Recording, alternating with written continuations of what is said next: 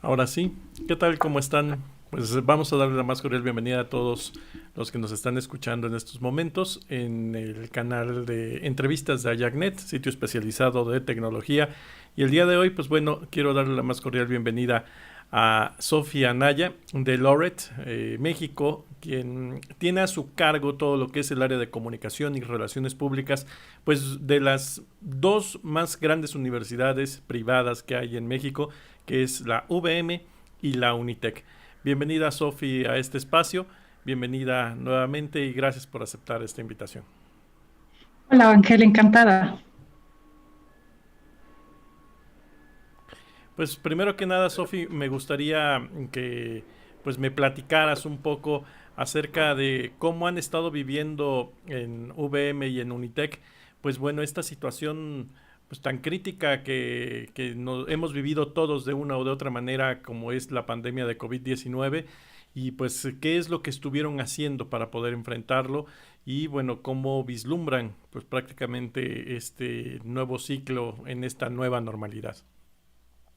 Claro que sí. Mira, nosotros a partir del 13 de marzo tomamos la decisión de mandar todas las clases en línea en ambas instituciones porque, bueno, pues ya era muy evidente el riesgo que había de contagios. Entonces, afortunadamente, ambas universidades ya trabajaban con modalidades en línea y una gran parte de sus estudiantes llevaban al menos alguna materia en línea.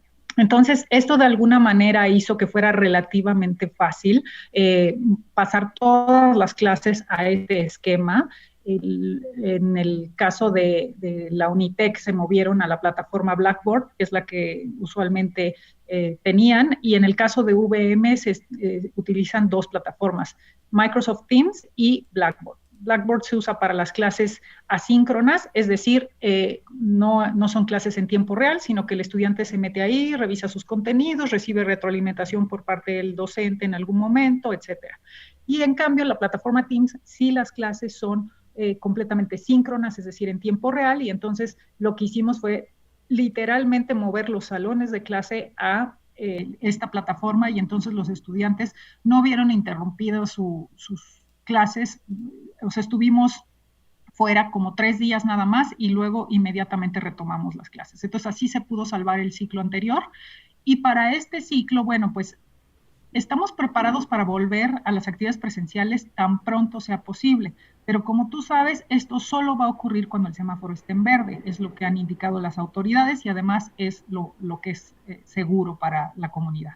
Entonces, lo que hemos trabajado en ambas instituciones son más de 20 protocolos para garantizar la seguridad, la sanitización y la higiene en los campos. Entonces, hay un protocolo de entrada con un filtro sanitario en donde se mide la temperatura de los estudiantes, se les somete a un cuestionario para ver si han estado enfermos o si han convivido con personas enfermas, se les aplica gel antibacterial y se les pide que porten en todo momento un cubrebocas. Esto va a ocurrir solamente cuando el semáforo esté en verde y nos permitan regresar. Mientras tanto, lo más probable es que iniciemos clases de manera en línea, ya que el semáforo pues está muy lejos de ponerse verde todavía.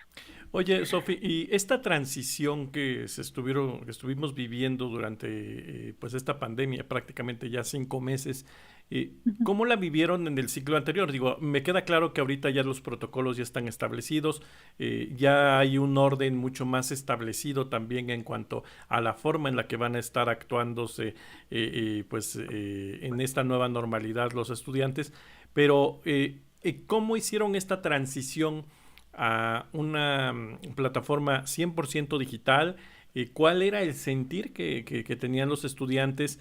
Pues los docentes también, muchos docentes entiendo que no estaban acostumbrados a dar sus clases en estas plataformas digitales y pues fue toda una revolución que pues prácticamente nos tomó de sorpresa a muchos y aceleró también la adopción de estas nuevas tecnologías.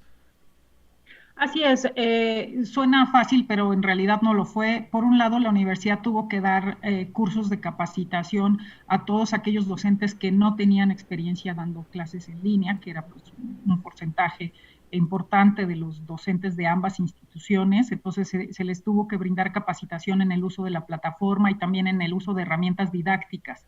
Por otro lado, los equipos académicos trabajaron a toda velocidad para también modificar los programas de estudio para que, digamos, que los contenidos teóricos se vean mientras estamos en la modalidad en línea y los contenidos prácticos se posponen para cuando se pueda regresar a las actividades presenciales.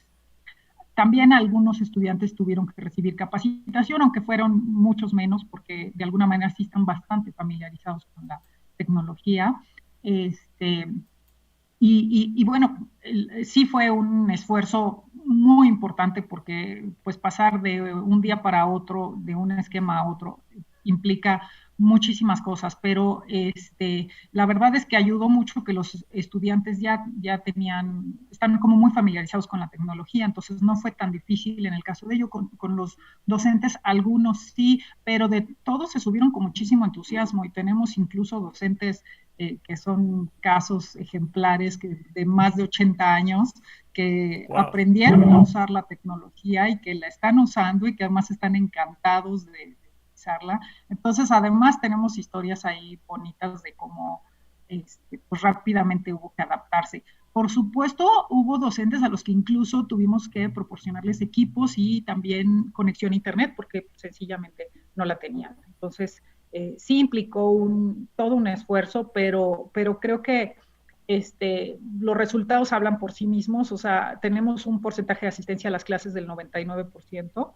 Y recientemente levantamos una encuesta entre los estudiantes para ver el nivel de satisfacción y pues porcentajes cercanos al 70% están muy satisfechos con la forma en la que se llevaron a cabo los cursos en línea, ¿no? Entonces, pues creo que era ahí la siguiente pregunta donde iba. Esta adopción tecnológica, pues prácticamente ya llegó para quedarse. ¿Y cuáles son los planes que se tienen, digo, en un futuro ahorita hasta que no estén en semáforo en verde? Ya nos estabas diciendo, van a regresar a las aulas. Seguramente será con una serie de medidas muy estrictas en términos de distanciamiento social, en medidas de higiene, etcétera, etcétera. Pero por otro lado, es subirse al tren de la adopción temprana o de la adopción forzada que tuvimos de la tecnología en muchas personas para poder hacer aún más eficientes tanto las clases como las formas de administrar en unas universidades que pues, tienen más de 200,000 estudiantes la UVM y otro tanto la Unitec. ¿Cuál es el verdadero reto que se viene en los próximos meses? ¿Cómo va a ser esta adopción tecnológica? Y si se siguen readaptando o van a seguir haciendo algunas adaptaciones para enfrentar, pues ahora sí, esta nueva normalidad nuevamente. No, totalmente. De hecho, hemos estado aprovechando este tiempo para estar probando diferentes tecnologías con las cuales vamos a poder estar transmitiendo una clase en vivo desde el aula para que la mitad de los estudiantes puedan estar en el salón de clases y la otra mitad puedan estar tomando la misma clase desde sus casas. Entonces, eso va a implicar inversiones obviamente muy fuertes en pues proyectores, cámaras, servicio de streaming para poder hacer este broadcasting desde los propios salones de clase. ¿Y esto por qué? Porque obviamente, como en todas las comunidades, tenemos personas que son vulnerables en términos de salud y que no van a poder regresar a clases aunque el semáforo esté en verde, porque pues tienen una condición especial de salud.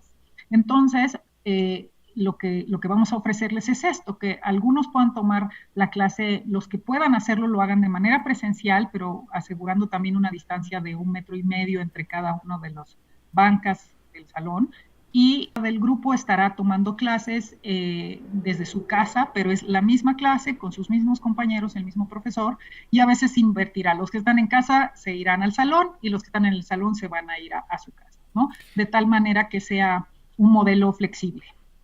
Ahora, si estamos hablando de una universidad, ya estuvimos hablando ahorita tanto de los estudiantes como de los profesores, pero también toda la infraestructura en términos tecnológicos y en términos humanos, ¿cómo también se fueron adaptando a esto? Digo, estoy pensando yo ahora el tema de el ancho de banda de internet, por ejemplo, el tema de la licenciamiento, pues debe de ser algo importante ahorita, el licenciamiento de software adecuado para poder tomar estas Así clases. es. Y por otro lado también, pues bueno, algunas situaciones que se venían llevando a cabo, que como padres de familia o como estudiantes veníamos llevando a cabo, de ir a un centro de atención para que me pudieran entregar algún certificado, para poder hacer algún Claro. trámite, hacer incluso mi lista de materias. Pues bueno, ¿cómo se fue adaptando esto y qué medidas son las que se tomaron en este sentido? Pues igual ahí tuvimos que meterle muchísima velocidad para poder que exactamente los mismos servicios que se brindaban en campus se pudieran estar brindando a distancia. Desde, por ejemplo, el tema de los pagos hasta los temas relacionados efectivamente con los trámites de servicios escolares, es decir, la solicitud de historiales académicos, de certificados, etcétera. Entonces, todo eso se ha trasladado a un servicio en línea. Hace como un año la UVM abrió un centro de atención al estudiante en donde se centralizaban todos los servicios de atención al estudiante en una sola ventanilla para ahorrarles tiempo y molestias.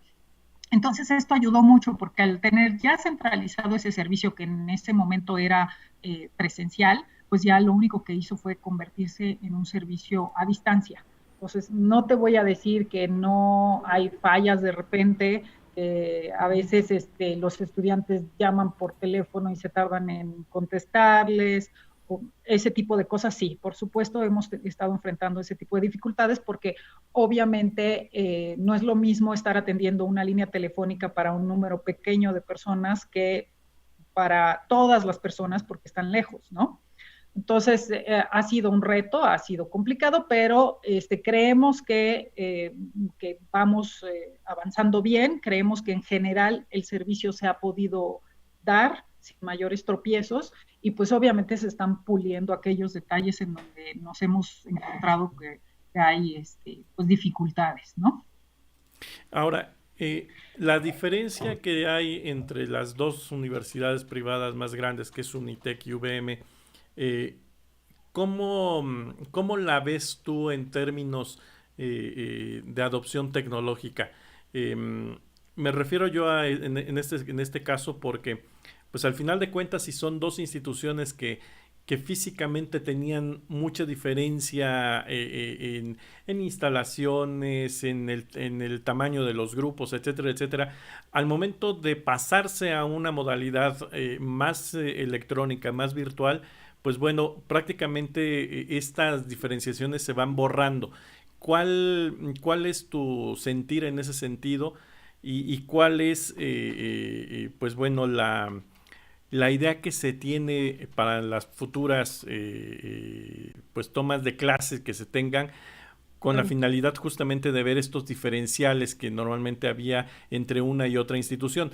Aparentemente estaba leyendo un artículo que hablaba de la democratización tecnológica, pues que ha Uh llegado a -huh. las aulas, ¿no? Entonces, prácticamente hoy en día esta brecha corremos el riesgo o de que se hace mucho más corta para tratar de ser invisible o se hace mucho más extensa en algunos aspectos. ¿Cuál es tu sentir en este punto?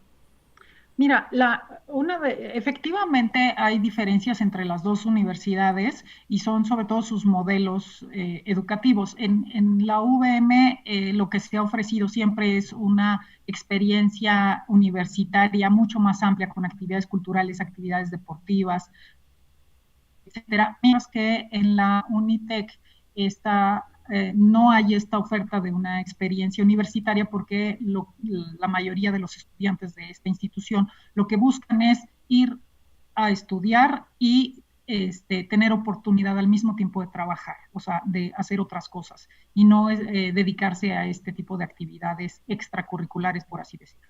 Entonces, obviamente, al pasar a un modelo a distancia, esto se complica. Sin embargo, la UVM se ha mantenido haciendo toda una serie de esfuerzos para seguir ofreciendo actividades extracurriculares a distancia. Incluso los profesores de deportes, de los gimnasios, pues han estado dando clases de acondicionamiento físico para también poderlo hacer de manera segura desde tu propia casa, dado que pues, los gimnasios están cerrados, las posibilidades de hacer ejercicio se reducen mucho, entonces se ha buscado estar dando este tipo de prácticas, también actividades culturales y todas las actividades extracurriculares que en general se llevaban a cabo en la UVM, bueno, pues se han movido a una modalidad a distancia, ¿no? Entonces, de alguna manera sí se ha buscado mantener esta diferenciación entre ambas instituciones y pues también es un hecho que hay estudiantes que les gusta más el modelo Unitec y hay estudiantes que les gusta más el modelo UVM, entonces también eso, pues ellos eligen en función de ese modelo que les gusta más, ¿no? Entonces, eso es lo que ha ocurrido. Pues bueno, algo que quieras agregar, Sofi, hay inquietud también de algunos padres de familias, estudiantes, y no solo en el caso de VM, de Unitec como universidades, sino pues muchos padres de familia que tenemos hijos en alguna escuela y que tomaron esta nueva tendencia, esta nueva tecnología para recibir sus clases.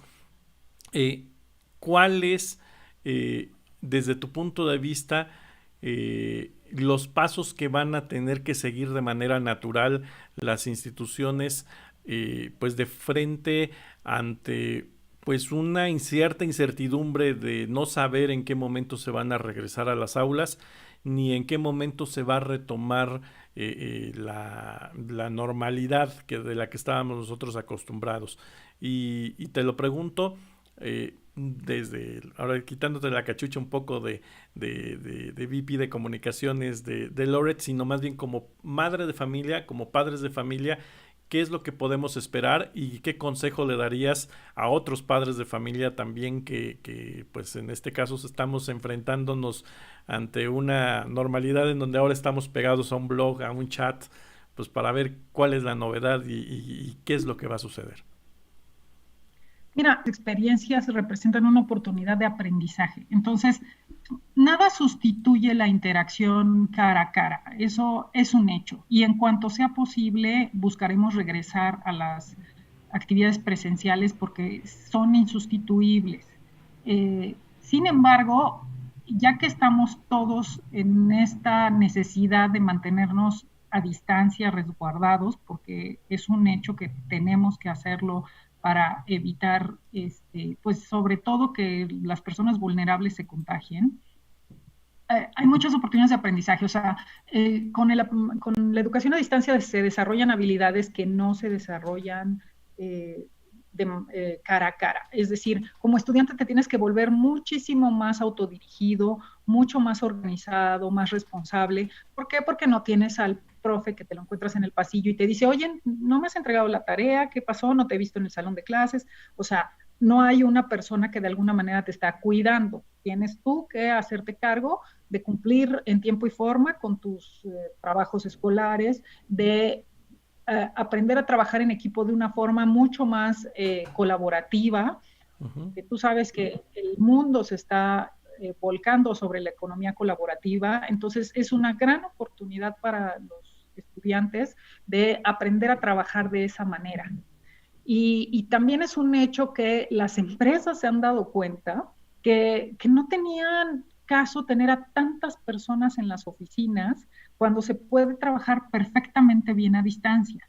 Entonces, yo creo que también los modelos de trabajo van a cambiar mucho, van a ser pocas personas en las oficinas y muchas personas trabajando desde su casa, y no porque haya una epidemia, sino porque es lo que tiene más racionalidad en una ciudad gigantesca, por ejemplo, como la Ciudad de México, en donde se pierden horas en los traslados, no tiene ningún, o sea, es muy improductivo y las empresas ya se dieron cuenta de eso. Entonces, a la hora que los chavos están estudiando a distancia, están desarrollando toda una serie de habilidades que les van a permitir ser unos profesionistas que saben trabajar a distancia y que saben cumplir con objetivos y con deadlines a distancia. Entonces, hay que, o sea, mi opinión personal, creo que uno debe verle las ventajas a la situación. No es la ideal, sin duda no la es, pero hay que saberle encontrar las ventajas que sí las tiene y pues explotarlas al máximo. Y yo diría que pues como papás lo que tenemos que hacer es eso, asegurarnos que esta experiencia represente un verdadero aprendizaje para nuestros hijos, no necesariamente o no solamente de contenidos, sino de habilidades sobre todo. Exacto, yo creo que ahorita las habilidades que están desarrollando muchos chiquitos que van en primaria, que ya van en secundaria, pues realmente les puede llegar a ayudar mucho en esta adopción a las nuevas tecnologías y en romper esta frontera y este miedo que se tenía habitualmente y que muchos universitarios incluso lo seguían teniendo cuando les presentaban alguna materia en línea o alguna materia a distancia, y esto al final de cuentas va a ser sumamente productivo y de mucha valía para todos ellos en cuanto a la formación. Pues Sofi, te agradezco mucho este espacio, te agradezco mucho estos minutos para el canal de Ayagnet.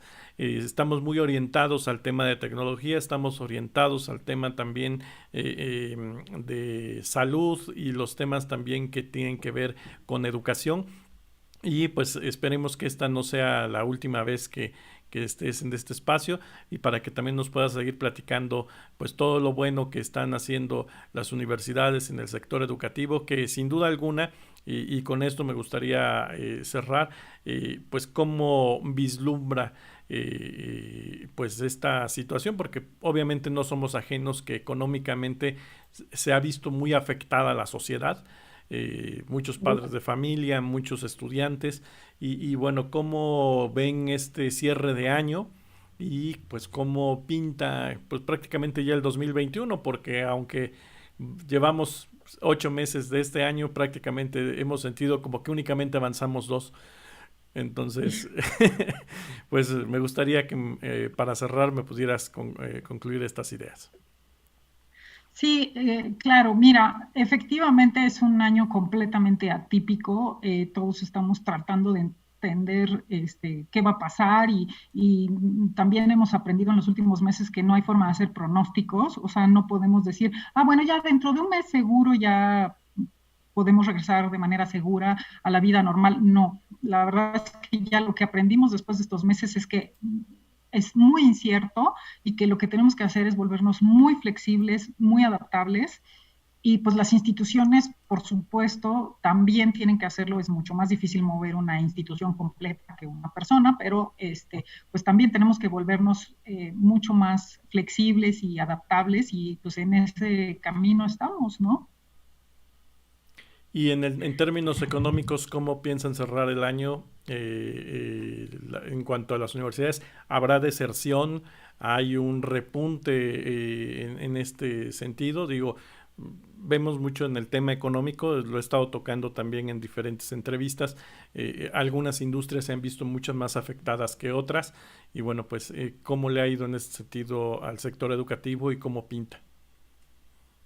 Mira, sin duda vamos a tener un impacto, es inevitable. ¿Por qué? Porque lamentablemente la economía ha sufrido un descalabro tremendo y eso implica personas que se han quedado sin ingresos, y por lo tanto, pues obviamente también va a impactar. Las familias hacen un esfuerzo enorme por mantener la educación, y que es lo último que recortan, porque saben que la educación al final del día es lo que les va a asegurar un buen futuro a sus hijos. Entonces, pues eso de alguna manera ayuda un poco a que el sector no se haya visto tan inmediatamente afectado como el sector del entretenimiento, otro tipo de sectores en donde la gente pues recorta rápidamente los gastos.